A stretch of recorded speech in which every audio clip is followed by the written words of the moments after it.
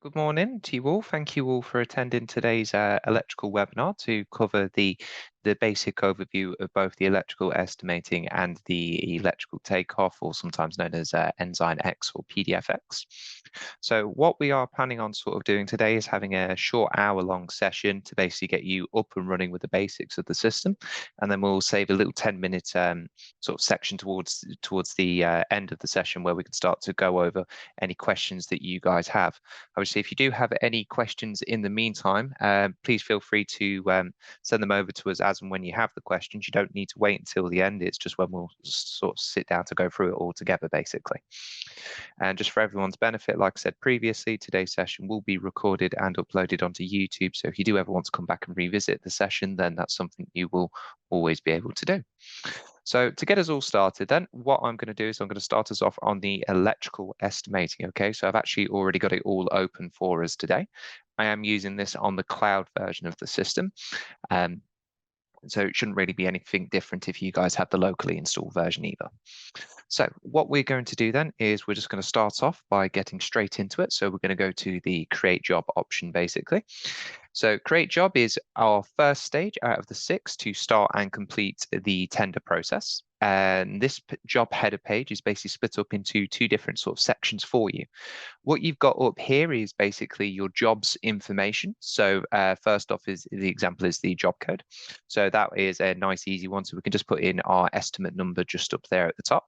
You're allowed up to, I believe it is 12 characters, and you can use letters or numbers. It doesn't really like spaces or symbols. However, if you would like to use those, hyphens are okay.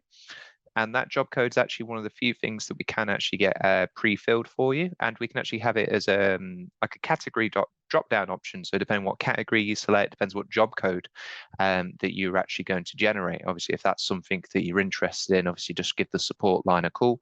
If you're more than happy to just sit there and input your own codes as and when you need them, then feel free to just do it like I've done there.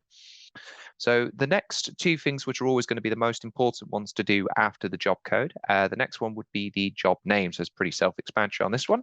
We can just call this one sort of Ensign Online Training for today's purpose. And the next thing that's obviously going to be important for you is going to be your client sort of drop-down name, basically.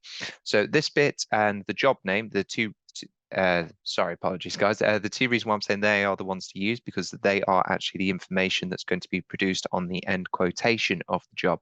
Okay, so obviously the better that you can make that look at this stage, the nicer that's going to look at the end of the quote for you.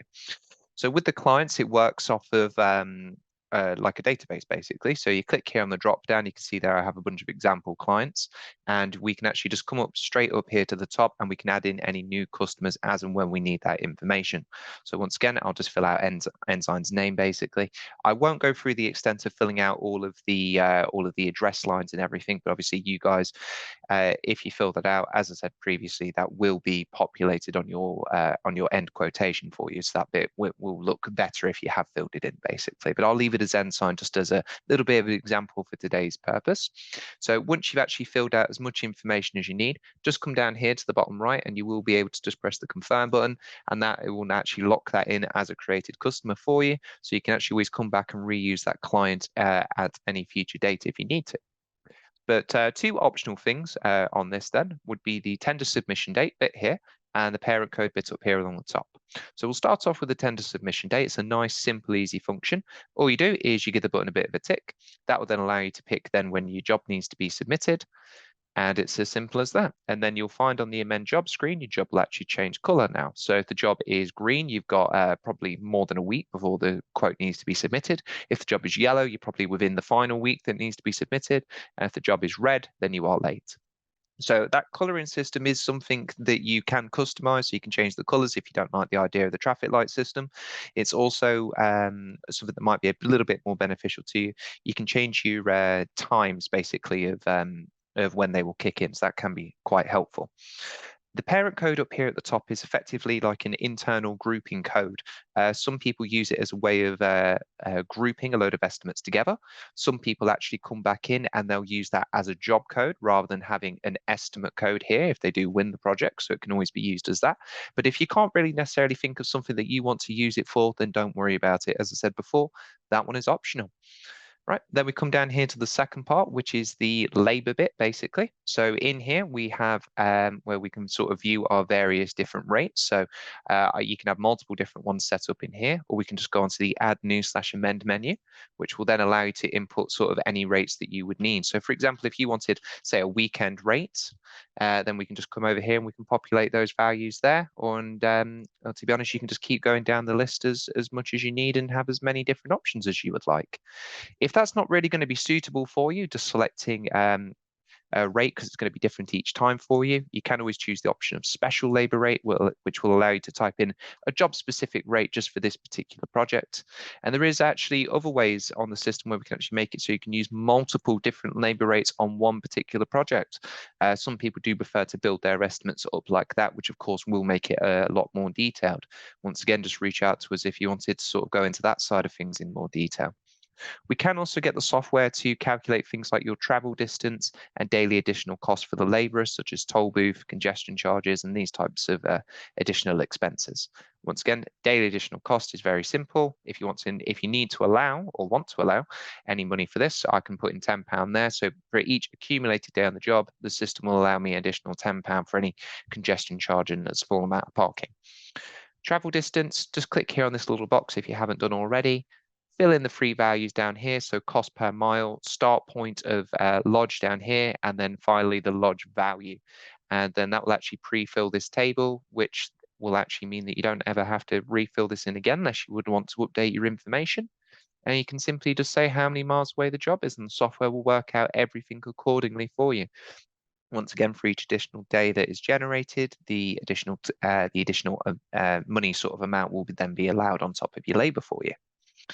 So once you've actually filled in all of this information, you can simply just come down here to the bottom right and press continue, and that will actually create up the job for us, basically. And that will then move us onto the takeoff page. Okay. But a couple of little things. A lot of that information on the job header page is optional when you actually want to fill it in, other than the job code. The job code is the only thing that needs to be sort of filled in to be able to create the job. So you can always just fill out the job code and then at a later date, always come back to the job header page and you're able to actually adjust any of the information that you have filled in, like I said, other than the job code. A little thing that I did not mention previously, if you're doing any material only jobs or installation only jobs, then you can just tick the relevant boxes. If it is just a standard supply and fit with maybe some install only aspects like lighting, for example, then you do not need to tick these two boxes at this stage. Okay, you can just ignore them and move forward. Like I said, that's only if the entire job would be material only or vice versa, install only.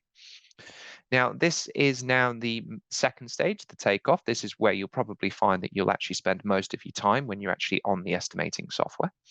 So what you've got is your item selection over here on the left-hand side. So we have our sort of database options. You then also have a couple of own things where you can sort of type in your own information or have your information actually stored for you as well. But we'll go into that in a bit more detail in a moment. Then over here in the middle, you have your section structure to build up your tender return document. We'll go through that in a second. And then over here, finally on the right-hand side, this would be your examine grid of where all of your individual items will be placed. So we'll start off with the section structure. So what we can do with this, regardless if you're following a client's tender breakdown that they've given you, or if you're just creating up your own, either way, you should be able to always be able to create exactly what you need. So what I'm going to do today is a very, very basic example of a ground floor and a first floor, then with multiple different services within that, such as small power, lighting, those types of things. Okay. So all I've done to be able to start relabeling this is just give it a few left clicks, 3 to be exact, and now I can overtype it.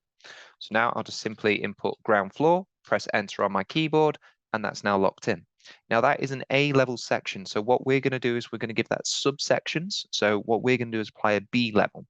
So I'm going to highlight B. So now it's blue down here at the bottom. And then I simply just press the plus icon. And you can see now ground floor is now a folder with a new section within it. And within there, I can then have things like lighting. Once again, I could just come down to the bottom, leave B highlighted, and just hit plus. And now I can have small power. And once again, I can just keep repeating this process as many times as I would need to. We'll just add in one more one for containment, basically. There we are. If you do ever need to rename them, you can just click on them again and you can just do it again, basically. Containment. There we go. That looks a bit better. Right. So then when I need to actually create up the first floor to move on to the next stage, all right, it's dead easy. I come back to A, I press plus, and then I input first floor, and we repeat the process what we've just gone through there, basically. There is a slightly easier way to do it, and I will show you that first. So first off, what we're going to do is just delete this first floor, which can be done by simply right-clicking and pressing delete, or if you prefer, have it highlighted and press the minus symbol down here at the bottom. There we are, just delete that one. So a bit of a quicker way of creating up your section structure is basically once you've made your furthest breakdown of where you need to go, you can actually just come back to the main sort of, we'll refer to as a parent folder. I can now right click ground floor and I can come down here to the bottom and I can select the option of duplicate. Simply give that a press and now it has created me an identical copy of what I've just created. And all I have to do is rename the A folder copied section to now be called first floor. There we are, and that allows me to sort of go around and be able to sort of create this up a little bit quicker. Now, FYI, if these sections did have actually takeoff lines, quantities already inputted, when we do the duplication trick, it would have duplicated the quantities up for you as well. So you can always use that to your benefit if you need to. One last thing with regards to the sections before we move on to the next stage. I have done this with ground floor and first floor. You guys might be able to sort of find where this is going to be applicable for yourselves, but just as a very basic example, if we were doing something like a hotel, student accommodation, anything like that, where you have multiple different room types, okay? So what I'm going to say here is room type A, and then under here we can then have room type B. Now, what I can actually do is utilize these ones at the end of the sections. What they actually are up here is these multipliers. So this is a section multiplier. So I can actually say that there is 20 type A's, and then all I will actually have to do is quote one of the room type A, and the software will then duplicate up all the values for us. So then we can have a nice little breakdown like that, rather than having to have room type A, 1 of 20, room type A, 1 of second of 20, and so on and so forth. To do it a little bit quicker, you can actually just right-click the main parent folder, and you can choose this option of subsection multiplier. So I can do it here instead. I'll just put 17 in here, press confirm, and that's now applied it to all of the individual subsections in comparison to what we did at the top of having to manually write in using these options up here. So that is completely up to you on whichever way you would prefer to do it, or maybe it's quite situation based for you. So basically how to add in these different items now. So now we're sort of going a little bit of a split of where you would either move on to the PDF takeoff side of things, or whether you would actually just stay on the estimating and input these things manually. So the main way that we actually envision that you will go through and select your items if you were just using the estimating to actually find what you need, you would simply highlight the section in which you want to input your items, and then you would choose one of the 8 categories which we have split our entire database to. So for example, we're on small power. Now, if I just wanted some, say, some twin and a half cable, I could just click here onto the cable option, cable, and then I can actually go through my various different manufacturers. So I'm going to go for Prism and general wiring. General wiring again, and here is my various different cable types of breakdown. So what I'm going to do is just come down here to choose the what I believe is the twin and earth, which I think is this 6242Y, and we'll go for some 2.5 mil. And you can see here I've got my variety of discounts already inputted, which will actually create me my net rates here. And here we can then see the installation time that is allowed in this instance per meter, or sometimes it'll be per item, depending on what you're inputting. We do our times in decimal hours. If you are a little bit unsure about decimal hours, once again, just give us a call. But it's basically, if you take that time, times it by 60, it will then show you it as minutes. If you've then got the amount of minutes you'd like something to take, divide it by 60, and that will then give you the decimal hours. It's as simple as that, really. But so what I'm going to do now is actually input some of this cable. So I can actually say I want 20 meters at 2.5. And if I, if I ever need it, I can put in 10 meters of any of the other options here on screen. If I press confirm, that'll take us back to the screen behind. If I press confirm and reselect, that instantly brings the menu back up for us, so we can actually go through and start choosing the different items that we do need. Now, if you are struggling at actually going through our database to actually find the various different items that you need because you don't like our additional 8 sort of categorization, you just utilize the advanced search option up here along the top. which will then just give you a full list of all of the manufacturers that we have in the software.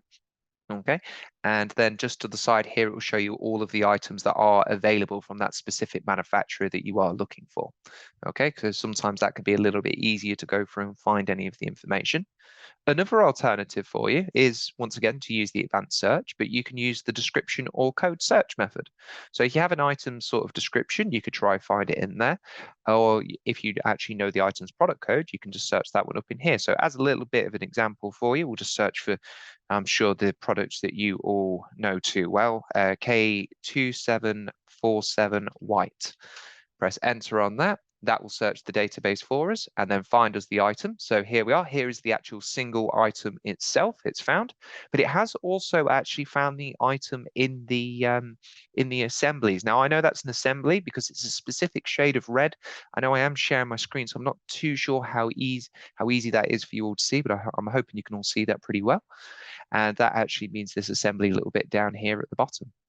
So I'll cover assemblies again in a second, but as you can see, you type the code in, it's found the item, give the item a double click, and then we can then start to see all the details. So once again, I can see the decimal hours, what my supposed net rate would be, and what my discount is to get me to that net rate.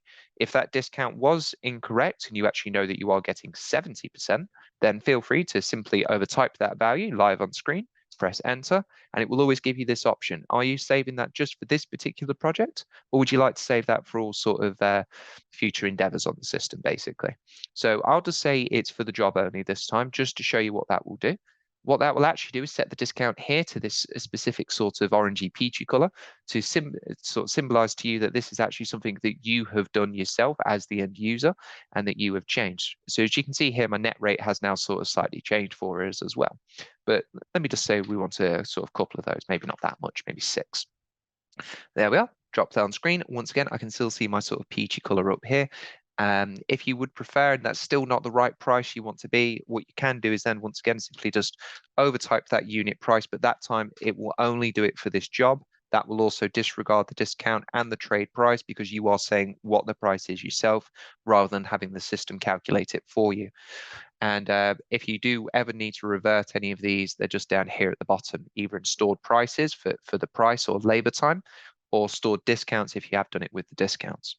To change your labor time, once again, simply just overtype it on screen, press enter, and it will once again ask you the, oh, okay. Note that one just stores it to the job, my apologies. If you want to change the labor time permanently, find the item when you actually go to input it. So let me just bring up any item for you live on screen just to show you. Now, if you overtype the labor time, we'll get the very similar box to the discount prompt. Okay, or we won't. I must have some sort of setting, but I'm sure if you guys try it on yours, it should actually come up and then ask you about changing these various different labor times. If you're finding that it's not giving you guys the prompt a little bit like what mine's doing, please feel free to once again ring the support line and have the chaps in support take a look at it and get that all sorted for you, like I will do later. All right, so we'll just come out of that then and we'll just move on a little bit. Okay, so what we have here, like I said previously, was the assemblies. So what assemblies basically are for us are grouped together items, basically. So if you guys were to sort of check out your assembly list, you should relatively have the sort of same assembly list as what I have. We've made you a sort of couple in cable management, a few in distribution, some in general lighting, and then you've got these ones here in their socket switches and spurs. So let me show you here, we're just again using the product that we all know too well. So this was the exact one that we were viewing in the list when we typed in the K2747. So I can press confirm on that, and in here it's actually showing me the full price of everything. But if I want to see what this is in a bit more detail, just press the more info box here. We can see here that if we were actually to use this item, we get the actual switch socket itself, a back box, and then 14 meters of cable allowance as well. So that would be the full thing. So this actually might be something that's a little bit more practical for you to use rather than actually having to go around and find all of the individual items like what I've done up here along the top. We could have just used this, said the fact of we wanted 6, and it would have actually gave us all the correct allowances. Just as it says down here as well, if you would actually like to alter any of the quantities, say maybe the cable allowance because you were maybe would like a little bit less or a little bit more, you can change that. But with current settings, that will more than likely update your master file, as it should say down here. There is a few settings in the back where we can actually make it so you can alter these sort of per input again. Once again, reach out to support and they can help you go through all of that. But let's just input some in for the sake of it, just so you can see it all in action, basically. So we'll do that. We'll press confirm, and that's now broke it all up there on screen. One thing that probably is worth a quick mention for you as well, if I just go to input this in again, this little tick box down here, this little tick box allows you to then see the 3 different lines, or however many lines it is to build it up. But if you untick the box and do the same thing, it just gives you one solid line with all of the items sort of being totaled up within that. When you go to print off your material report to send it off to a wholesaler to get a quotation, it will actually sort of split up the items, so that you're not just going to send MK switch socket 2 gang over to your wholesaler. So don't worry about that if you do want to use the non-split versions. It's only on your actual schedule of rates that you produce would you then have the whole line description, basically. So sort of base it more so off of that, more so off of than thinking about the actual reports that you're going to have to send over to wholesalers. Okay. There is also ways of being able to input your own items, as we said previously. So what you can actually do is just come down here to the bottom. You can apply free type, so you can actually just type in your actual own items for descriptions. You can work on the subcon and specials, which is very similar for the free type, but free type is for generic materials. Subcon and special would then be for specialized quotations or subcontract work that needs to be carried out. The main difference is free type, the categories correspond to our database. So when it actually comes around to markup, anything you've classified as a free type cable will go in with the rest of the cable prices. But subcon and special is its own list of categories, so which will be kept completely separate from everything else.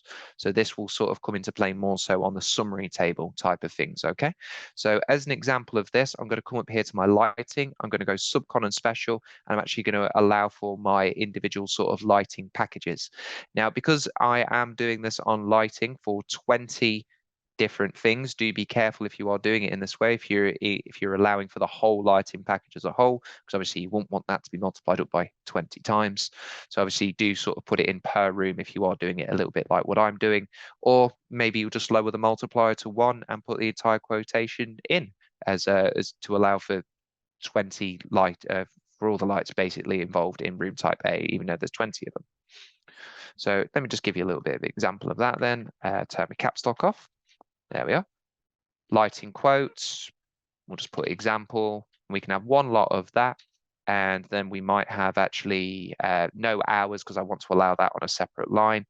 Trade and discount, I could fill those in, or I can just go directly to the end and then just make the sort of allowance that I need to. There we are. I'll just press confirm, and that's now dropped that one in there quite nicely. And like I said, I am going to lower my multiply down because I'm allowing it all in one go, basically. Okay. Right, there is of course other sort of options on here, like you do have the contractor's choice. So basically it's the same as free type, but you can actually save all of your own information so you can use it again in the future. But what we're going to do now is I'm just going to move us on to the PDF takeoff to show you how you can actually get all of your quantities from that system, and then how we can import that all over into the estimating for you. So what I'm going to do, I'm not going to shut this system down. I'm just going to minimize it for us. Okay. And then you will want to open up your PDF takeoff. So this icon here, or as I've said, might be labeled as Ensign X. Once again, I do have it already open up at the bottom for us. So just like on the estimating side of things, you will actually be displayed with your sort of previous projects that you've actually created. What we're going to do is come up here and press the new project button just to get us all into the swing of it. Once again, you've been presented by effectively the same information that we looked at before: project number, project name, and client name.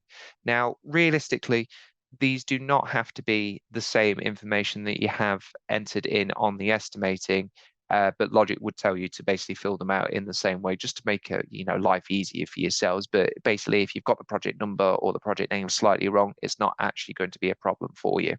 So what I'm going to do is I will input the same sort of number that we used last time and say it's for Ensign Online Training again, but this time I'm not going to bother filling in the client name as an example.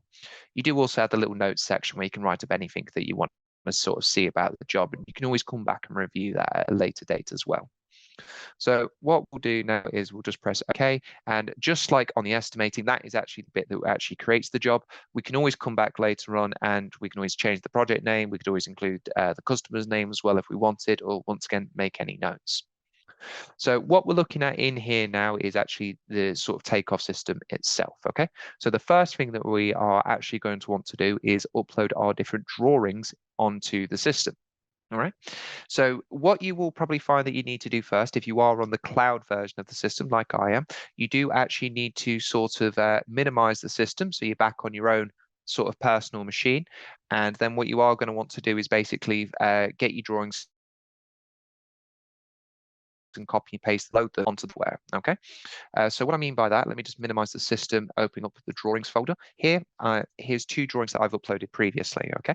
Now, how I got them here is very simple. Literally, all you do is you copy and paste the information around. So you literally come here, you copy it from your machine, you would then move onto the cloud, right-click, paste them, and then that would literally just upload them as simple as that for you.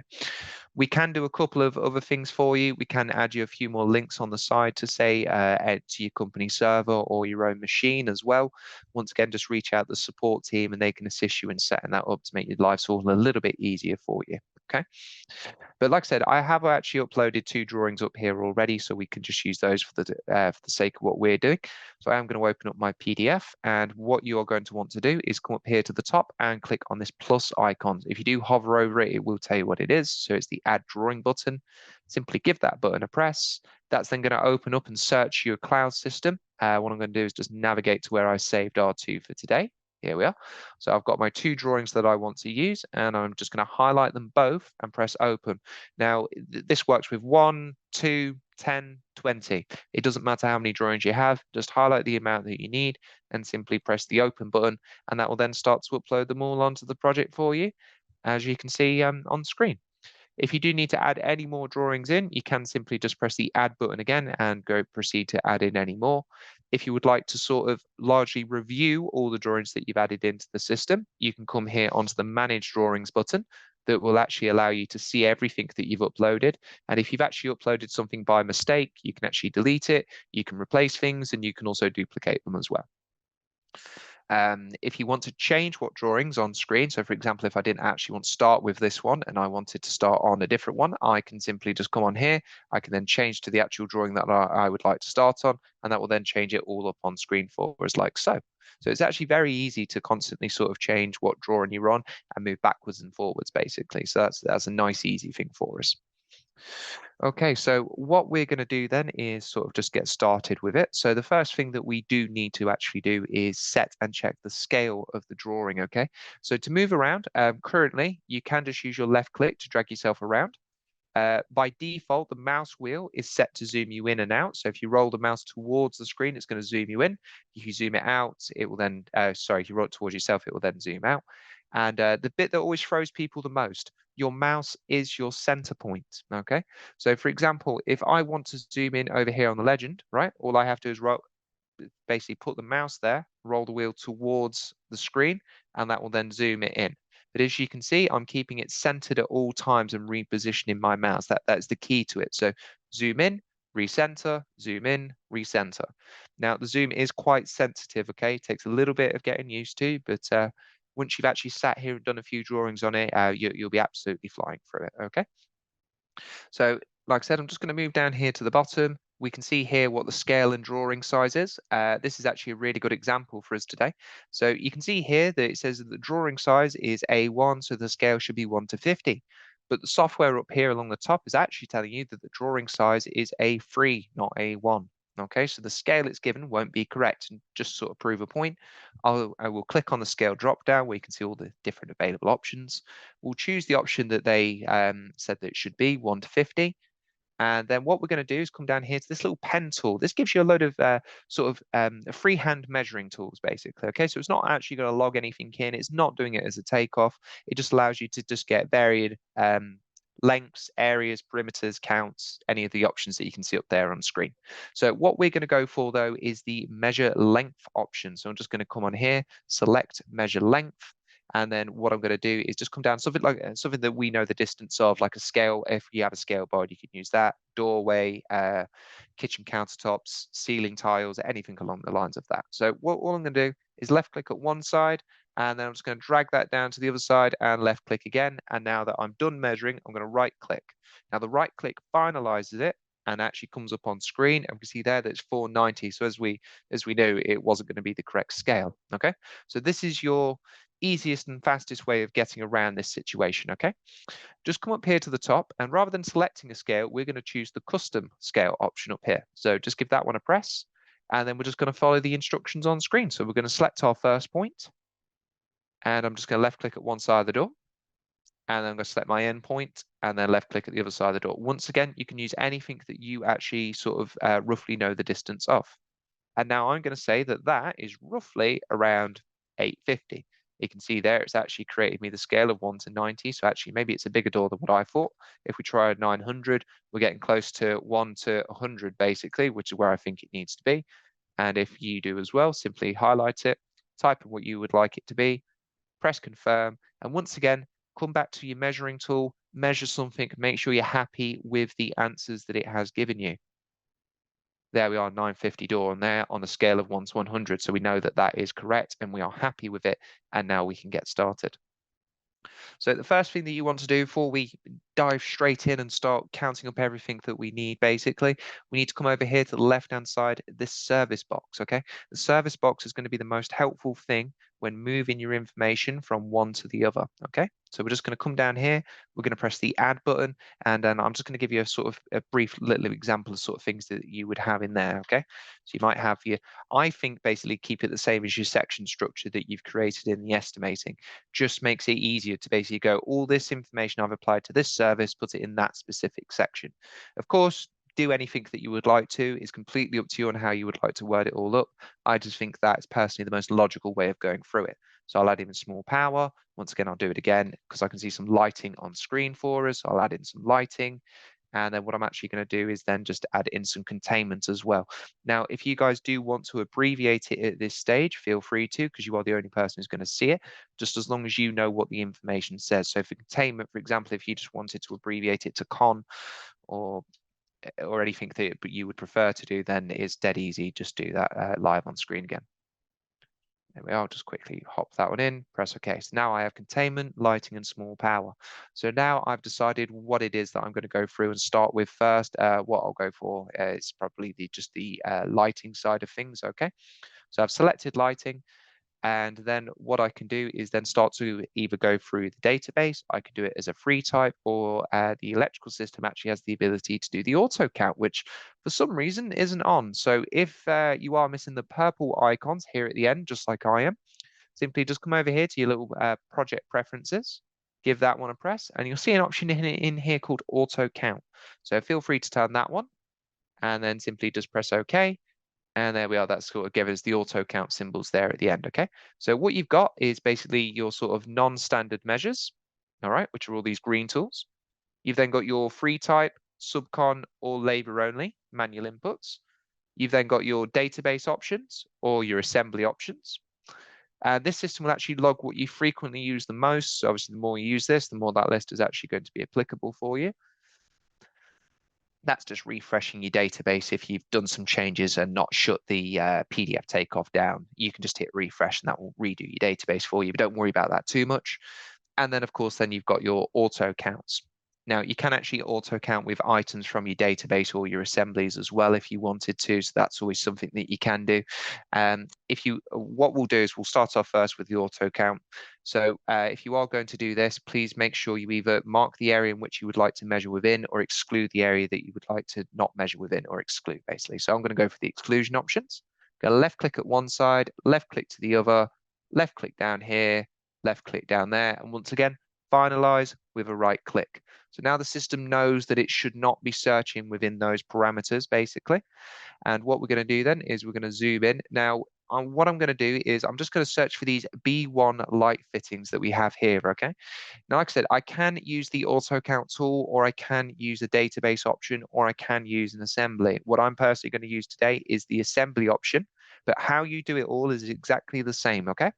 So go forward, find the actual item or assembly. In my particular instance, if we want to use, I'm going to use my MK pendant basically for this. I'm going to choose what color I want it all to be done in. So green seems like a pretty good one because there's no green on screen already. So it's going to be a nice contrast. But basically, I don't want to press start. I want to press auto count.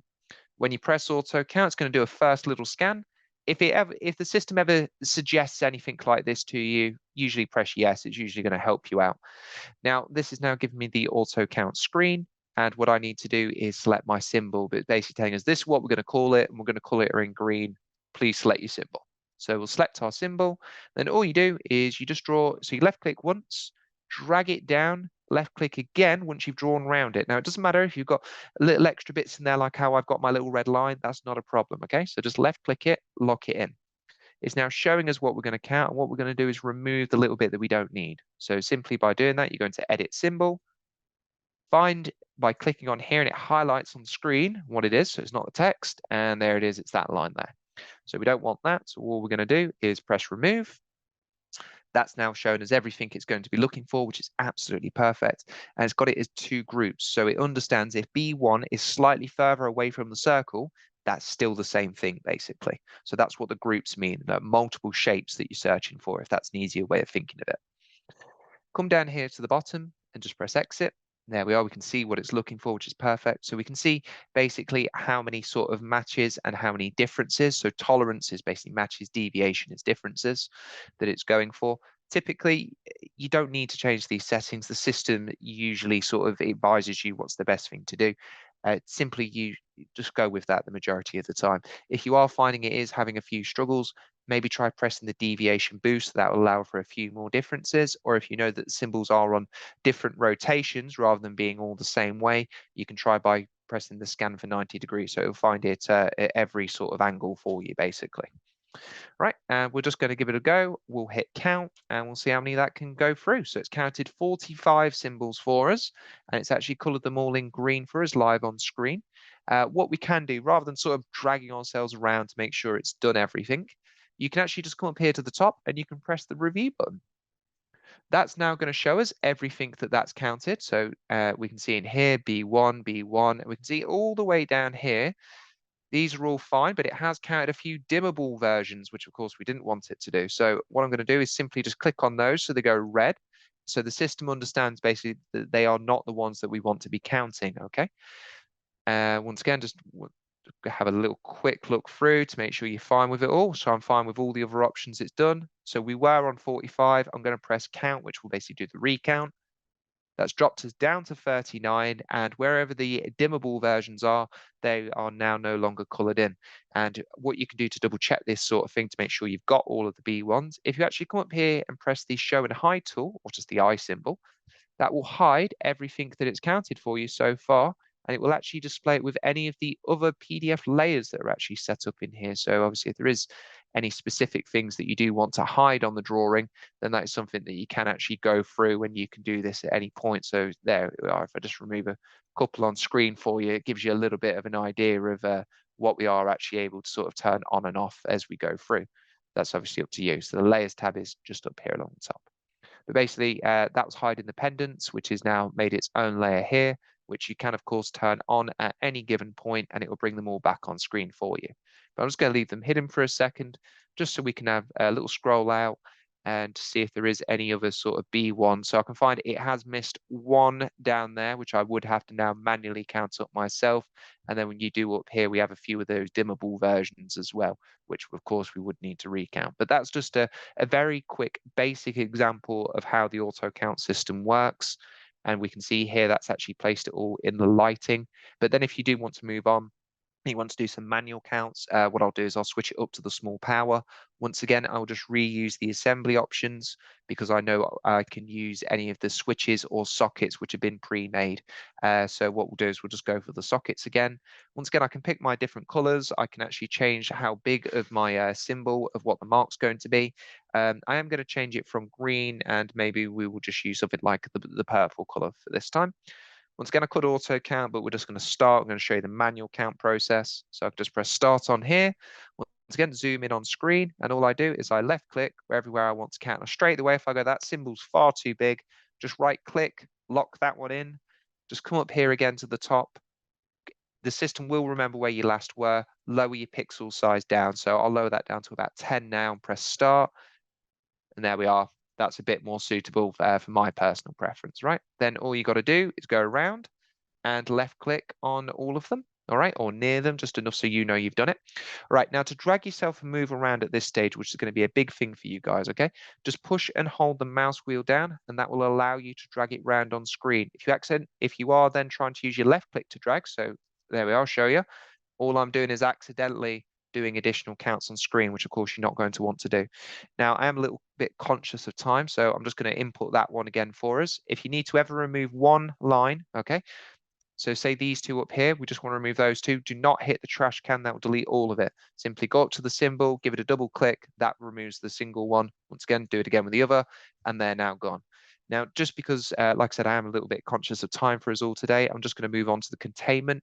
Right now, I know on this drawing, we don't particularly have any containment runs, but that is the good thing about the system. Even if you have to do a small amount of design work, the system can still help you out.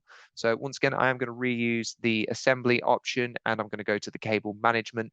I do keep using the assemblies because they are the most ideal thing for you to be using when you're actually doing when you're on the takeoff, because it's going to be the quickest process. Why count things 3 or 4 times when you can count them once? And why spend all the time looking for all of those items every time? Once again, you can do it once and save that as an assembly. We're quite big advocates on using these. Right, so we'll choose the trunking option, and once again, I'll leave it in purple. That's fine. I'm going to press start. Make sure it's in my containment section. And what I'm going to do is sort of show you what you can do, right? So in this bit here, I want containment going all the way around the room, basically. So what I can do now is I can simply just draw that in. Once again, if it's straight the way, it's too big, just cancel it out, choose the assembly again. Like I said, you know it instantly jump to where you need to go, lower it down to something that you believe is a bit more suitable. So I'm going to drop it down to about 5 this time. Press start, left click, and there we are. It's a bit more suitable. So I could just left click round the room, and all I'm doing is just clicking left click corner to corner. Now that I'm at the stairs, sorry, at the doorway, I'm going to right click to input that in, left click at this stage, and then just drag it up a little bit more further, and then right click again, and maybe repeat the process just over here as well. Right, now, if it does do this little bit of an explode, it's basically because your line width was too thick when you've come in to change a particular angle. What I realistically should have done is lowered my line thickness down a bit more. The measurement will be correct, but obviously it is a little bit ugly on screen. If you are encountering that, lower your line thickness, and that will solve this problem for you. Right, so there I can see it's done all of my sort of trunking for us on the containment. Now I'm going to say that that's it for today. That's all I need to do on this particular drawing. But basically, you're either going to be doing the linear measures, the unit count, or the auto count. They are the 3 things that you will be doing when using this system. Obviously, if you do need any recap on that, just give us a bit of a call. We'll help you in any of those scenarios. So what I'm going to do now is move this information across into this current job. So for this to work, you've got to be on your takeoff screen, okay? So just come back to your PDF, come up here to the top and press the export to estimating button, okay? Simply give that button a press. It's going to come up with your job information if you've done it correctly, and this will export everything that you have done. This could be everything you've done on this one drawing, because you want to do one drawing, read it in, do the next drawing, read it in, or you might sit there and do all the drawings and then just do one big reading at the end. Either way is absolutely fine. Just press the export when you need to, and it will only send you information that it's never sent out before. So once it's sent it across, it will not automatically want to send you that information again. There is ways around that, but once again, just speak to us if you ever need to. So I'm just going to hit the export button now, because I know that is my correct job. That has now successfully moved it all across. If you want to double check, just press edit project, and you should see all these tick boxes. Okay, that's how you do it. Then move across into your estimating, and all you simply will have to do now is press the import PDF button option just down here at the bottom, and that will then show you everything that you've done. So you see how I've got lighting, small power, and containment, and then it showed me what drawing that's actually from. This is why I said label it up the same, because that's going to make it very easy now for us to be able to then associate this. So lighting, we'll go into lighting, and I can simply press import, and that's moved it across. Small power into small power, import, containment into containment, import. There we are, and that's it. It's all done now because that's everything gone off screen. Press exit, and here we are. We can nicely review everything that I've just placed inside each one of these sections, okay? There is basic things in the system like copy, cut, and paste. I'm sure you guys sort of expected that as much anyway. So I'm just going to come here to my other containment and just paste in that because we're going to say it's the same containment type in both room types, basically. There we go. I have now completed everything I want to on screen. So what we're going to do is we're just going to move this forward. So I'm going to press continue. This is going to, it's actually stopped us on stage 3 of unpriced items. So any warning triangles that popped up anywhere, this is now basically giving us an opportunity to fill out the mission information, and it's highlighted in yellow for us. So that's actually telling us now that it's saying you've missed the hours. Have you done that intentionally, or if not, we have this opportunity now to input those in. I'm going to say that is absolutely fine. If you had a load of discounts or costs, you would be able to fill those live on screen, or you can actually sort of generate that as a report down here at the bottom to send that off to any of your wholesalers to get an actual quote.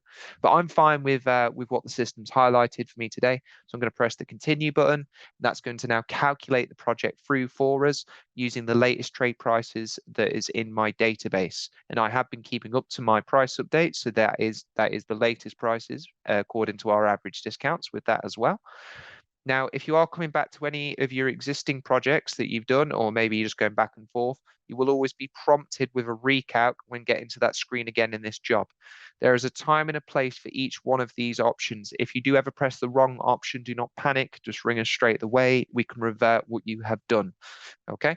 Retain basically means it's going to keep the previous items at the previous cost, regardless if price updates have occurred, and it will only calculate new items. Manual update will give you like a yes/no scenario, and it will show you physically what has changed, so what it was and what it could now be, and you decide if you want that to be recalculated.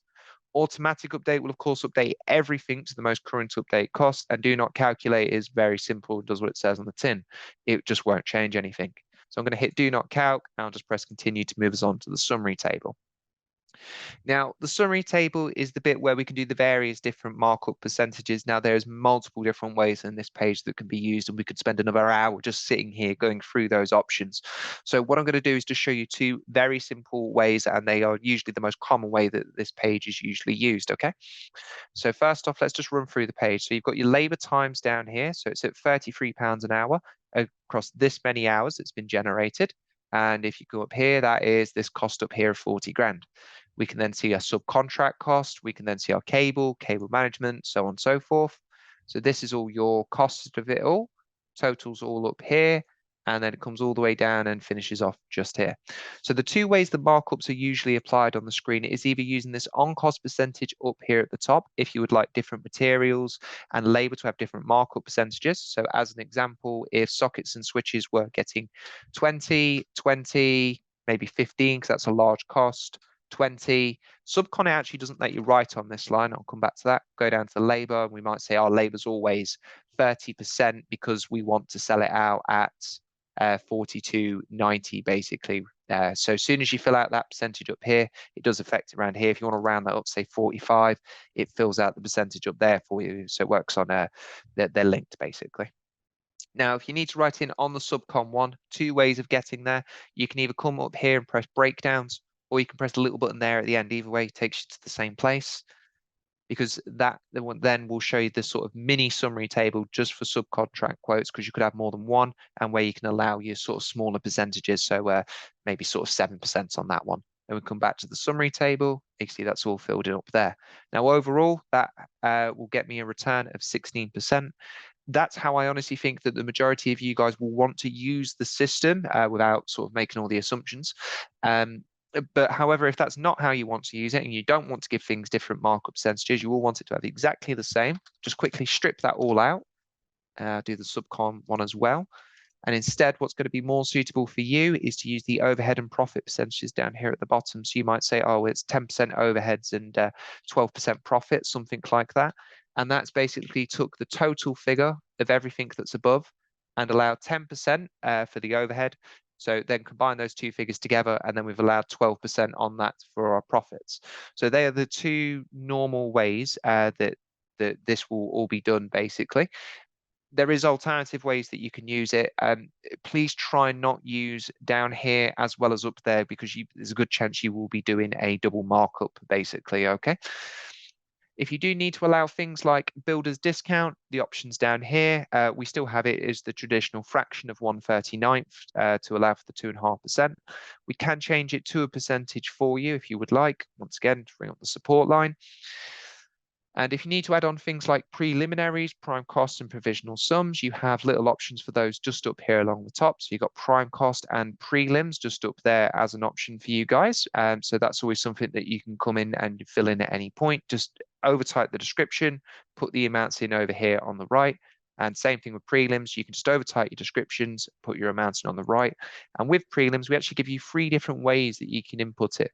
So as a lump sum, a percentage uplift, or a weekly rate and number of weeks needed. And you can pick and mix between all 3 of those at any point. Riley, I see your question.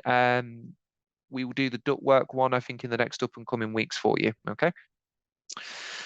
Right. And then coming back to the summary table, then the main summary table itself, just down here at the bottom, you have the select reports. Okay, so with regards to printing or exporting or saving, whichever way that you would like to think of it, of any documentation in the system, we have split the documentation up into sort of 2 different areas. We call it reports and we call it bills. So reports are for you. These are internal documentation for you guys to use.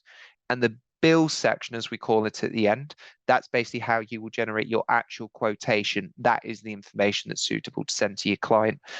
So just as an example, material summary priced or material summary unpriced.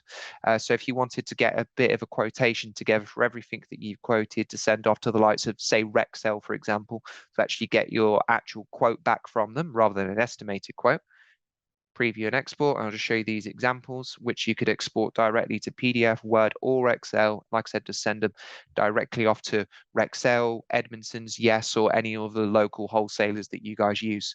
Let me just zoom in for the sake of it, so now well you can see that.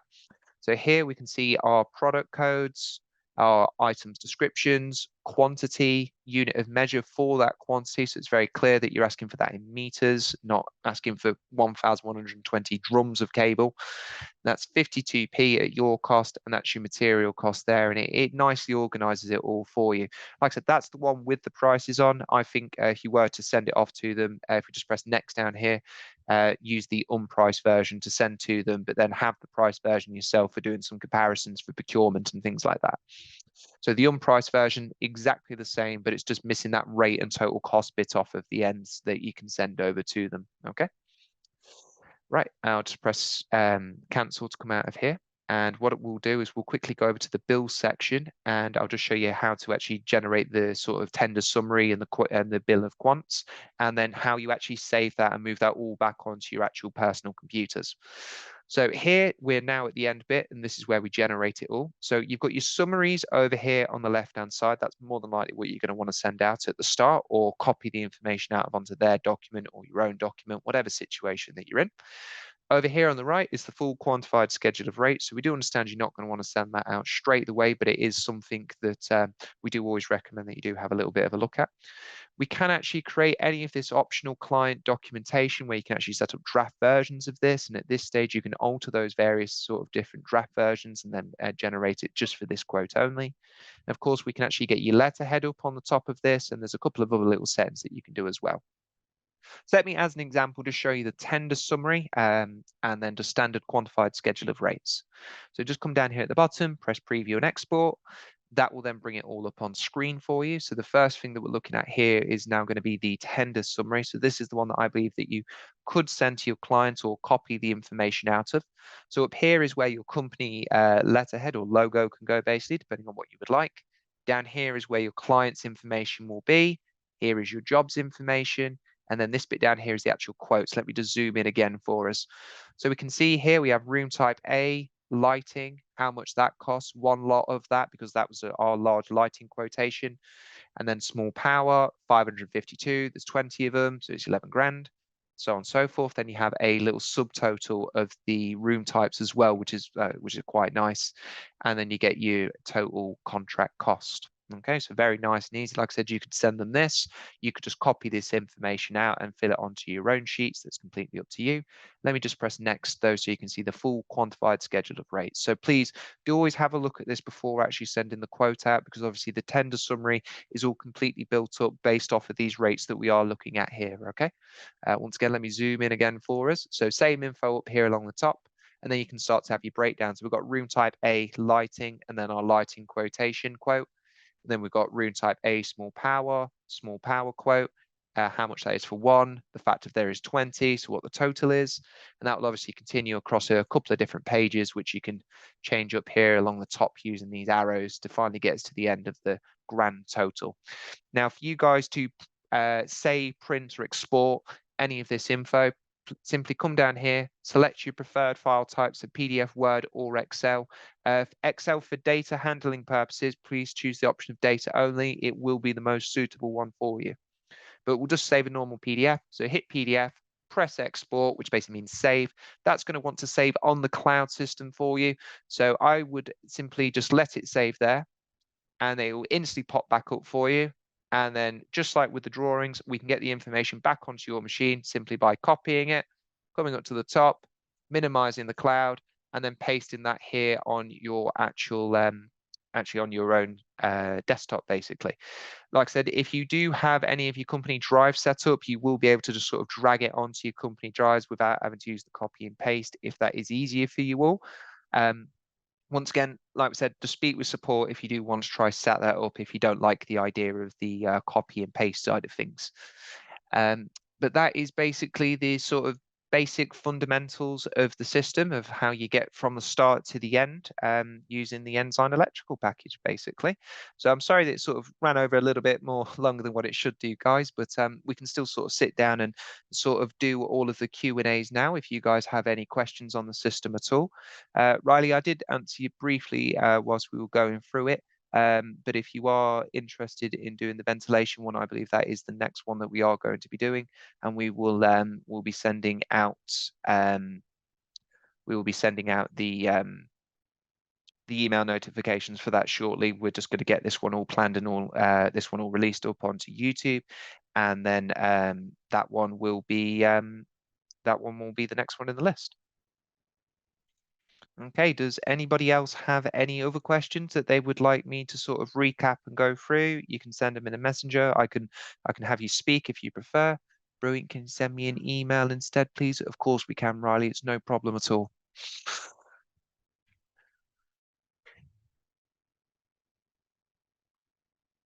But yeah, I'll give you guys a few seconds to obviously go through and type if you want to, so that's fine. But if not, guys, if you are all happy with obviously what you've been through today, then then please feel free to sort of log off of today's session, and you'll have it all sort of come through, and we'll try to send you out an email just to say that is all available online. Okay, Reese, you've got another question. Wonderful. So Reese, our PDF takeoff doesn't look like this one you were showing. Looks like an older version. Reese, are you on the cloud version of the system? It sounds like you might still be on the local version. What I would recommend that you do is give our support line a call. They can then take you down the upgraded path, basically, and they can get you all on the cloud, and you can have the nice new version rather than the old version. For your sake, Reese, if you do want to stick on the older version, give us a call and we can sort of give you a brief run through of the older version, or you can look at one of the videos that we have previously uploaded onto YouTube. Okay. Can you add more manufacturers? Of course we can, David. All you actually have to do for us on that one is basically to send us a little list of who it is that you would like adding into the system. If you'd like us to expand off of the range, just give us a little bit of an example of the range. With the manufacturers, because we do go to those directly for those prices, if you do have any of their contact info that you could pass over to us, that would be absolutely wonderful. We will always reach out to them and try get them added into the database, because the database is constantly ever expanding, so that's never going to be a problem. If they can't get into the system, though, David, do come back and speak to us. We can look at getting some specific ranges added into the contractor's choice option for you as well. Okay, so I'm hoping that helps you all out with that one. Alex, are we able to get the Ensign Lite version as we do not use the estimating software, only Ensign X? Right, so Alex, I will have to speak to you afterwards. Basically just sort of run you through that one a little bit more, so I can speak to you in a little bit more detail about that after today's session, if that's all okay with you. Obviously, anything else that you would like to sort of re-go over in more detail or anything like that, simply, I know I keep reiterating it, but just give our support line a call, okay? We're always there to help you out. There's no point sitting there for 20 minutes for the sake of a 2-minute phone call. There really isn't. All right. Okay, wonderful then, guys. I will leave you all to it for today. Thank you all for attending today's session. Like I said, you will be able to come back and sort of look at it all on YouTube again if you would like. And hopefully we'll see you all on the next session. All right, wonderful, guys. Cheers. Bye-bye.